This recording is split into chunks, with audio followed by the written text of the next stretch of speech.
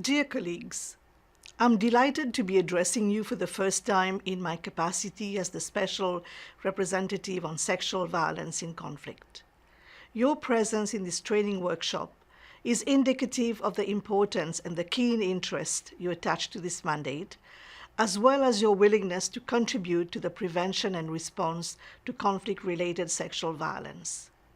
I would also like to salute your courage, determination, and professionalism as you work in a very volatile security environment and under challenging circumstances.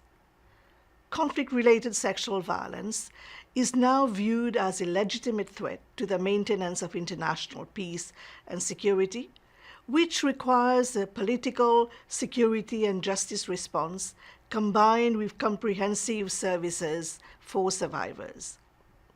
Therefore, addressing these crimes in a holistic manner is a prerogative and the collective responsibility of all stakeholders, both at the operational and strategic levels.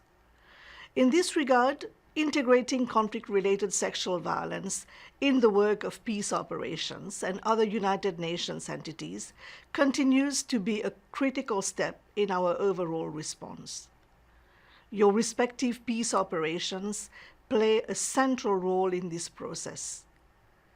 The Security Council, in addition to specific resolutions on conflict-related sexual violence, has systematically mandated peace operations to address sexual violence crimes.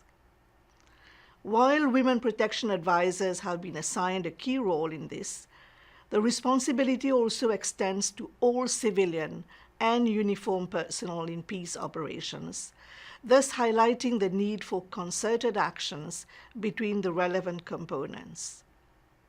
Training is an important tool in this regard.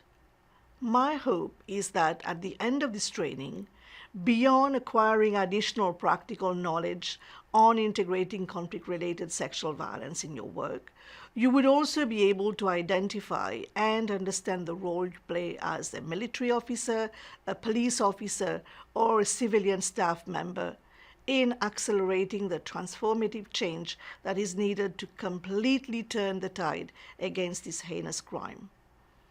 I would like to assure you of my personal support and that of my office in making sure that you play this role. I would also like to acknowledge the excellent collaboration between my office, the Department of Peacekeeping Operations, and the Department of Political Affairs. I commit to continue working with the leadership of DPKO and DPA to harness resources and foster the enabling environment for you to work on this issue. As the global advocate for this mandate, I would continue to count on your support and reassure you of mine. I'm looking forward to visiting your missions and hope we will be able to meet and engage with each other on the opportunities and challenges faced in implementing the mandate on conflict-related sexual violence.